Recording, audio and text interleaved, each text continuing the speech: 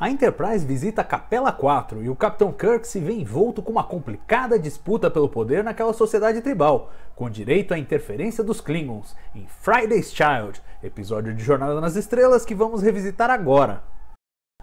Bom, por muito pouco, Friday's Child não se tornou o 30º episódio da primeira temporada de Jornada nas Estrelas. Seu desenvolvimento começou lá no final da primeira temporada e quando a NBC cogitou aumentar a encomenda para 30 episódios, esse seria o 30º, numa história bolada originalmente pela DC Fontana. Mas aí acabou que houve um acordo ali para reduzir a encomenda para 29 episódios e esse aí passou para o segundo ano. O que foi uma vantagem porque permitiu desenvolver melhor a história. É uma história recheada de aventura, ação, drama e também humor, né? Então uma história bastante completa, mas que não nasceu completa assim.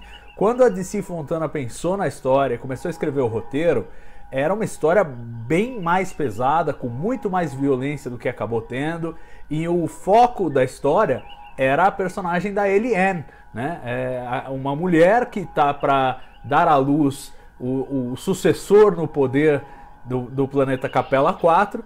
E aí o que a DC Fontana queria fazer era mostrar ela como uma personagem realmente vil, uma mãe que não queria ter o filho e que ia sacrificar o filho, ia dar o filho para uma Abby lá em troca da própria vida. Era para ser uma personagem realmente antipática. O pessoal da produção teve problemas com isso, achou que ia ressoar mal com o público, né? Então a DC Fontana falou com muita clareza que ela queria fazer uma história para mostrar que nem todas as mulheres são mamães, né? Tem esse viés para mamãe e que tem algumas que realmente não estão nem aí para os filhos e tal e não sei o que. Queria fazer uma história mais nesse sentido. Mas o Bob Justman, o pessoal da produção gritou, falou: olha, esse personagem desse jeito não vai dar certo. E ele foi sendo reescrito para mudar esse perfil e para deixar mais como um traço cultural, né, as atitudes agressivas e antipáticas da Eliane, como um traço cultural daquela cultura tribal em que ela vivia e menos um traço pessoal dela. E isso frustrou a DC Fontana, tanto que ela chegou a solicitar para o Roddenberry que o nome dela não fosse colocado no episódio, que se usasse o pseudônimo dela. E o Roddenberry mais uma vez teve que convencer um dos seus escritores: não, poxa, deixa seu nome, vai ser legal, o episódio vai ficar legal. Mas a DC realmente ficou frustrada com o desfecho, porque a despeito de a maioria dos elementos ela mesma ter introduzido, esse era o ponto central para ela, e ela sentiu que a história perdeu a razão de ser por conta dessas alterações. De toda forma, foi um roteiro bastante mexido. O Gene Coon mexeu e coube a ele introduzir todos os elementos de humor que a gente vê nesse roteiro, e não são poucos, né? Então todas as cenas entre o McCoy e a Eliane, que são interessantes e engraçadas, e a própria reação do Spock a eles, aquela história do meu filho, é o seu filho e não sei o que, tudo aquilo foi introduzido pelo Gene Coon. Cuti Uticu lá no final também foi introduzido pelo Gene Coon. Realmente é um cara que tinha a pegada para comédia e sabia escrever a comédia de uma maneira orgânica em Jornada nas Estrelas. Nesse roteiro ele introduziu todos esses elementos e coube ao Gene Roddenberry dar a forma final ao episódio, meio que dando o tom geral da história e também introduzindo e valorizando a presença dos Klingons na história, que de início a única menção aos Klingons seria uma nave que atraiu a Enterprise para longe de Capela. No final esse elemento foi até mantido, mas os Klingons passaram a ter um interesse em Capela mesmo, com um Klingon lá, o Kras, né, e todo aquele envolvimento, uma disputa de influência, né, entre a Federação e o Império Klingon por Capela. Já é um eco ali mostrando como os Klingons viriam a ser usados cada vez mais como uma metáfora da Guerra Fria. Essa introdução dos Klingons e o peso maior deles na história foi colocado pelo Roddenberry. Enfim, ao final de todas as revisões, nós temos aí um episódio que, apesar de não ser celebrado como um dos maiores, é um episódio bem completo em termos de tom, né? Ele tem um pouquinho de tudo que faz de Jornada nas Estrelas ser especial. Então tem um aspecto de mitologia, tem um aspecto de crítica social, com essa metáfora da Guerra Fria, e com a cultura tribal ali dos capelanos, tem aventura, tem humor, tem um pouco de tudo. É um episódio bem interessante, não chega a ser brilhante, mas é bem interessante.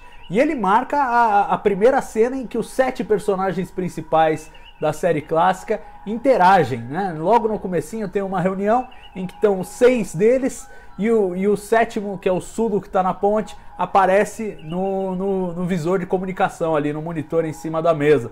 Então são os 7 juntos, né? Os 6, o Chekhov, recém-introduzido, que ainda está usando uma peruquinha ali meio constrangedora, a Uhura, o Kirk, o Spock, o McCoy e o Scott na sala de reunião, e o Sulu na ponte se comunicando. A primeira cena com os 7 em Jornada nas Estrelas vem aí no 3º episódio da 2ª temporada. 3º em ordem de produção, claro. Em termos de exibição, ele foi muito mais adiante na exibição.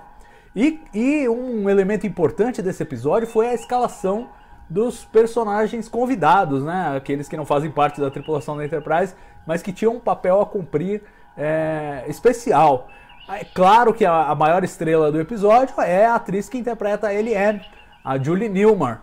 E foi uma contratação de peso, aí, uma grande atriz convidada, afinal de contas já era bastante famosa, talvez seja mais conhecida pelo papel dela como a Mulher Gato na série do Batman dos anos 60, então era uma atriz já com bastante peso e que tinha trabalho sobrando, e realmente foi uma grande contratação que também atestou pela qualidade do roteiro, né? Quer dizer, a própria Julie Newmar disse: olha, eu nunca fui fã de Star Trek ou de ficção científica ou nada, mas na hora de ler os roteiros a gente vê o roteiro que tem substância e o que não tem, e esse claramente era um projeto que tinha qualidade, e por isso ela topou aparecer como atriz convidada, ironicamente usando uma barriga de estofo, né, para se fazer de grávida, ela que sempre se mostrou tão esguia nos seus papéis, aquele corpício de modelo, aí aparece grávida nesse episódio, o que é interessante também pela ousadia de Jornada nas Estrelas, né, de fazer essas escalações e assim, sem criar grandes preconceitos. Você não precisa escolher alguém mais rechonchudo para ser grávida, você não precisa escolher, enfim, você pode fazer aí as combinações e às vezes escalar contrariamente aos papéis que os atores costumam fazer, né? É uma coisa que era feita com alguma frequência em Jornada nas Estrelas, a própria escalação do Dr. McCoy, do DeForest Kelley, que era um vilão de filme de cowboy, e de repente vira um médico dócil, inclusive numa personalidade muito mais próxima de quem era de fato o ator DeForest Kelley. Então Star Trek tem uma longa tradição nisso aí também, e com a Julie Newmar funciona super bem, ela tem um ar misterioso e faz um grande papel aí como a Eliane. Fora isso, temos o Tig Andrews, que faz o Kras, o Klingon. E o Tig Andrews, esse sim era fã de Jornada nas Estrelas e era amigo do William Shatner, né? Se conheciam desde da época no Canadá e tal. E foi o Shatner que recomendou pro Joe D'Agosta a escalação do Tig Andrews. Falou, tem esse cara aqui, vê se ele não se encaixa em alguma coisa. E ele acabou sendo escalado para viver o Klingon Kras. E por fim, o terceiro papel importante é do Michael Dante, como Ma'ab, né, o líder que assume após a morte do Tyr Akar, né? E o Ma'ab, o maior desespero do Michael Dante foi ter que usar aquele traje pesado nas cenas externas, que mais uma vez levaram Jornada nas Estrelas à locação, de novo em Vasquez Rocks, né? Aquela formação montanhosa ali perto de Los Angeles, onde se acostumou a filmar várias sequências de Jornada nas Estrelas foram filmadas lá, e mais uma vez, para esse episódio, eles voltam a esse ambiente para filmar as cenas externas. Um aspecto curioso aí dessa produção é que ela tem cenas externas feitas em estúdio e cenas externas feitas em locação, o que para mim pessoalmente cria um certo ruído, né? Eles gravaram primeiro em Vasquez Rocks, depois no final da produção, já lá pelo 6º, 7º dia, eles gravam as cenas na tenda e que foram feitas no Estúdio 10 ali no ambiente de planeta, né? No ambiente de planeta que havia na Desilu para cenas externas internas de Jornada nas Estrelas. E para mim existe um certo descompasso. Você vê até que em algumas cenas os caras tentam meter um filtro nas imagens de locação para ver se o céu fica um pouco mais esverdeado, um pouco mais parecido com o da gravação, mas em outras não colocam, então fica uma combinação esquisita e para mim é uma das coisas que incomodam nesse episódio, cria um certo ruído. é essa diferença de ambientação no planeta. E o que incomodou o Jerry Finnerman durante a produção foi a dificuldade de iluminar bem a cena dentro da tenda, quando eles filmam dentro da tenda.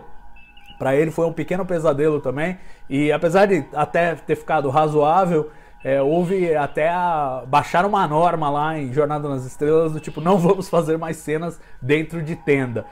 Isso acabaria não sendo mantido, mas a primeira determinação foi não vamos mais tentar fazer isso, que não fica legal realmente.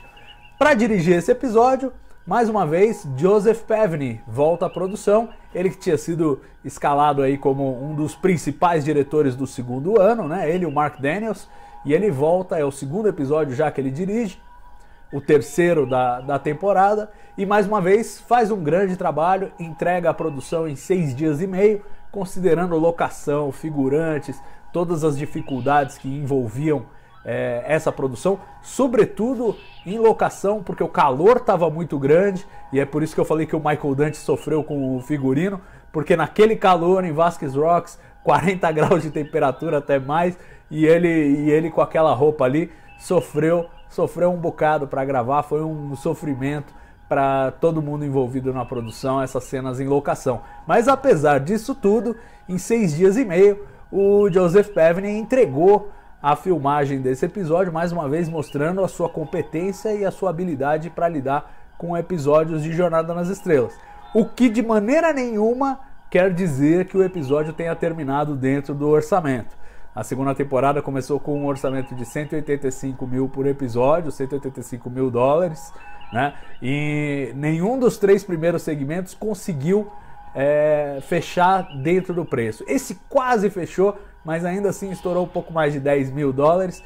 E na soma, os 3 primeiros episódios já tinham um déficit de 76 mil dólares, ou seja, já dava para fazer quase mais meio episódio com o quanto já havia estourado no orçamento dos 3 primeiros episódios. Realmente eles estavam forçando a mão com Jornada nas Estrelas, tentando entregar a melhor produção, mas era sempre um desafio enorme, uma série que envolve muitos efeitos visuais, filmagens de locação, figurinos, adereços, tem muita coisa envolvida em Jornada nas Estrelas para se manter tudo dentro do custo, dentro do orçamento.